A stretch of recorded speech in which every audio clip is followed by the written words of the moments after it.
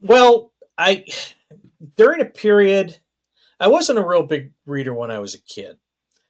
And then I hit my 30s, and that was actually around the time that the Lord of the Rings stuff came out. And before that, I had read, I'd actually read a few things. One of them was the Douglas Adams, The Hitchhiker's Guide trilogy.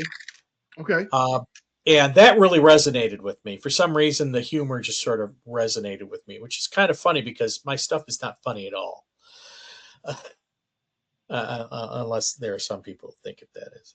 Anyways, um, and so, but I had friends that got me into D&D and who, were all into Lord of the Rings and The Hobbit. And it was kind of funny because I kind of have, think I have I believe I'm autistic and I have like sort of communications issues and reading issues.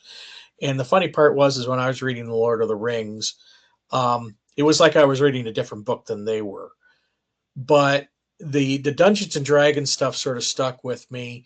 And the funny thing is I kind of got into the Silmarillion, and that made complete and total sense to me. And then later on, as I got into my 30s, I started reading because I was doing a lot of traveling for work. I was writing software, so I'd have to go travel to customer sites and whatnot. And when I'd fly, I'd read.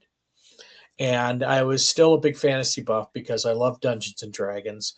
So I'd pick up books, and I ended up reading like the entire Narnia series, Lord of the Rings series. I reread the Silmarillion, got into Conan, and at some point I got into H.P. Lovecraft. And so a lot of these influences, you'll find a lot of these influences in my books. And then I got through all sort of that classic stuff, like the H.G. Wells and all that other stuff. And I started reading modern writers, and I'm like, this sucks. I don't like it.